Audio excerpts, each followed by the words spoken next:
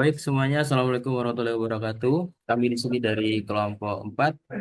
Kami di sini akan menjelaskan secara detail tentang diagram IRD, Entity Relationship Diagram, dan flowchart yang terkait dengan sistem transaksi pembelian barang antara pembeli, penjual, dan barang. Baiklah, yang pertama, bisa dilihat di sini ada gambar diagram ya teman-teman. Yang pertama penjelasan diagram IRD. Diagram IRD digunakan untuk memodelkan struktur data dan hubungan antara entitas dalam sistem. Dalam konteks ini, diagram IRD menggambarkan hubungan antara tiga entitas utama yaitu pembeli, penjual, dan barang. Baiklah yang pertama untuk pengertian dari entitas sendiri. Entitas di sini ada tiga ya, ada pembeli, penjual, dan barang. Pembeli ini memiliki atribut email, primary key, nama, dan pastinya juga alamat. Kemudian penjual yang memiliki atribut email, primary key, dan nama juga. Barang memiliki atribut SKU atau stok, dan juga tentunya primary key, nama, dan ditentukan harganya. Kemudian bagaimana tentang relasi antara entitas ini? Yang pertama, pembeli membeli barang, many to many. Seseorang pembeli dapat membeli banyak barang dan satu barang dapat dibeli oleh banyak pembeli. Untuk menangani relasi ini, perlu dibuat tabel transaksi, pesanan atau order sebagai penghubung antara pembeli dan barang. Kemudian penjual menjual barang, one to many. Satu penjual dapat menjual banyak barang, tetapi satu barang hanya bisa dimiliki oleh satu penjual.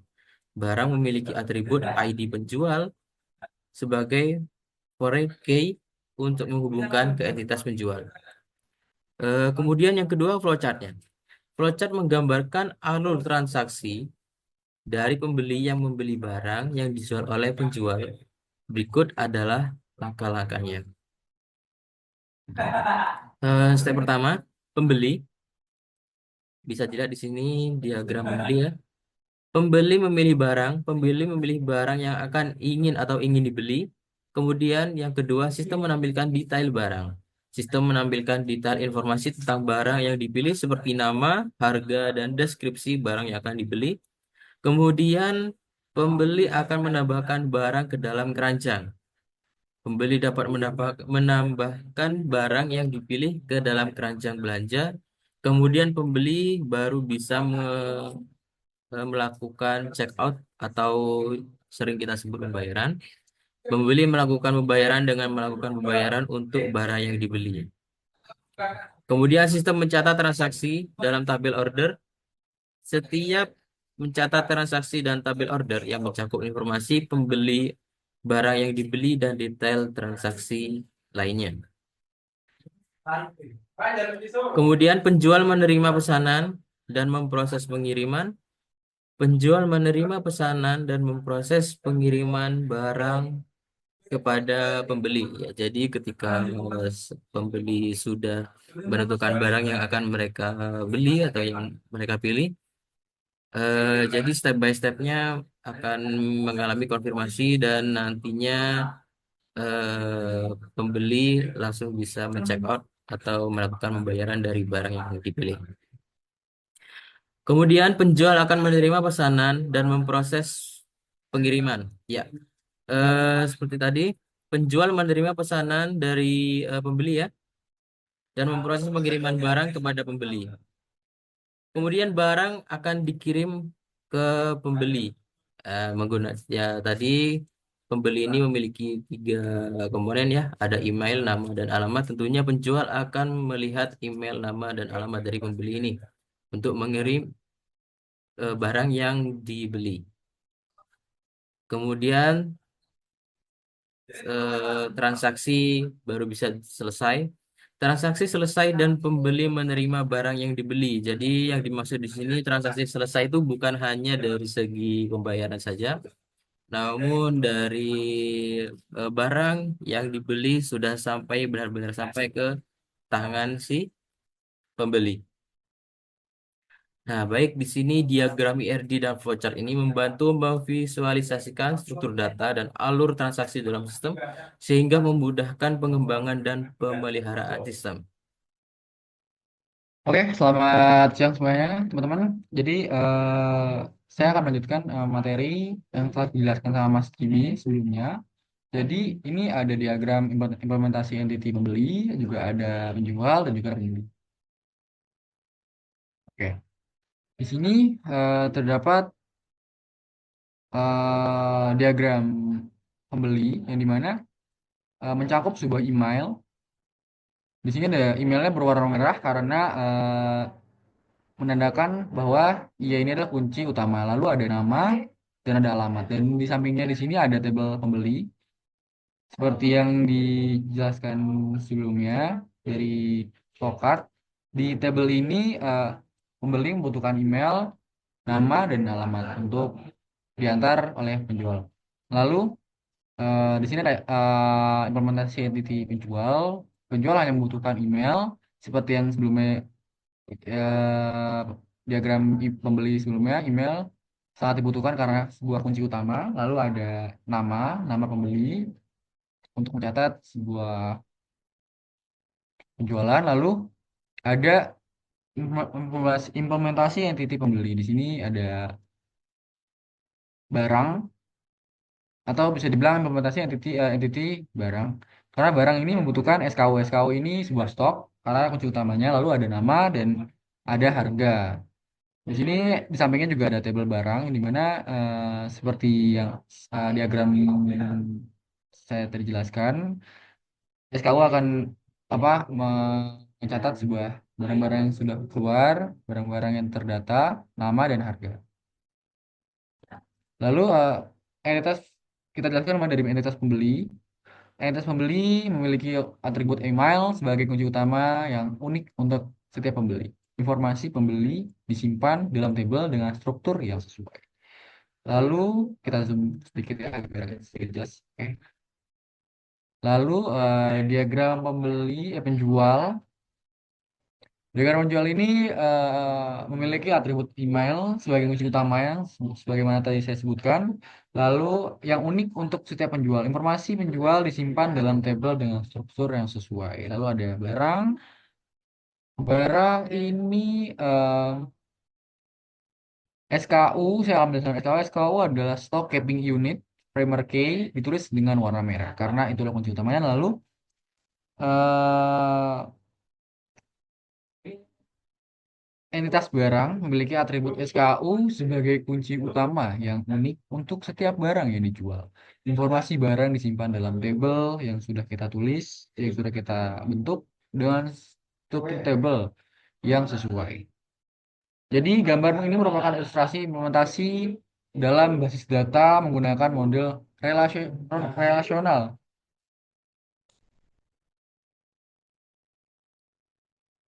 Setiap identitas memiliki atribut-atribut yang dijelaskan dalam bentuk diagram. Diagram ini menunjukkan bahwa setiap entitas memiliki primary key yang digunakan untuk mengidentifikasi data secara unik dan tabel. Unik dan tabel. Lalu, implementasi ini penting dalam perancangan database agar dapat dikelola dengan baik dan tidak terjadi redundansi. Oke. Penjelasan selanjutnya yang di segmen selanjutnya akan dijelaskan oleh Mas Farid. Terima kasih. Baiklah, saya akan menjelaskan tentang tabel transaksi.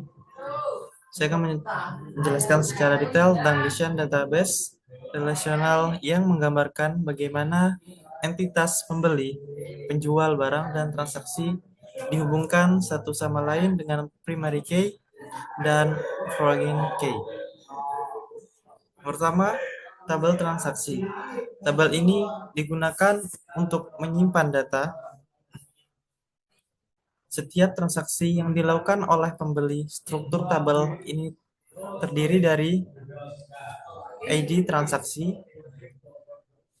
primary key sebagai identitas unik untuk setiap transaksi.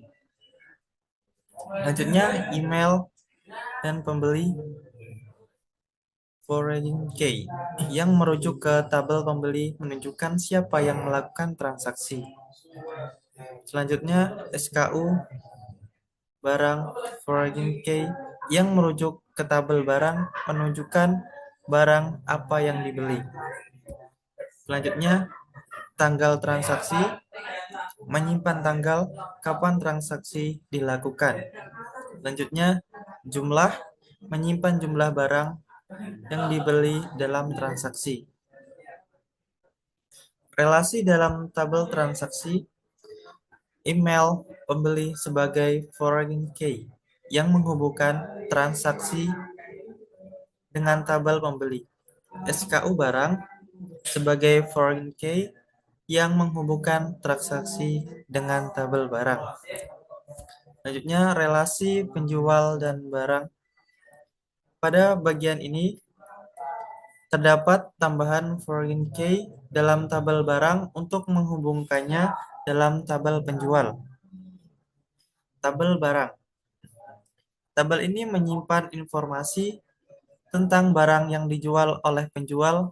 Struktur tabel ini terdiri dari SKU, primary key, sebagai identitas unik untuk setiap barang. Selanjutnya nama, yaitu nama barang. Selanjutnya harga, itu harga barang. Selanjutnya email penjual atau foreign key yang merujuk ke tabel penjual menunjukkan siapa yang menjual barang tersebut. Relasi dalam tabel barang, email penjual sebagai foreign key menunjukkan yang menghubungkan barang dengan penjual. Oke, penjelasannya. Yang pertama, tabel pembeli menyimpan informasi tentang pembeli dengan email sebagai primary key. Tabel penjual menyimpan informasi tentang penjual dengan email sebagai primary key. Selanjutnya, tabel barang menyimpan informasi tentang produk yang dijual oleh penjual tertentu dengan SKU sebagai primary key dan email penjual sebagai foreign key. Tabel transaksi menyimpan informasi tentang pembelian barang oleh pembeli dengan ID transaksi sebagai primary key serta email pembeli dan SKU barang sebagai foreign key yang menghubungkan tabel ini dengan tabel pembeli dan tabel barang.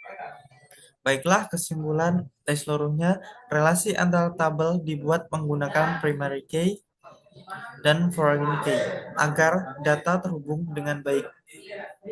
Yang kedua, tabel barang memiliki foreign key ke tabel penjual menunjukkan siapa yang menjual barang. Selanjutnya, tabel transaksi memiliki foreign key ke tabel pembeli dan tabel barang, menunjukkan siapa yang membeli barang tertentu dan barang apa yang dibeli.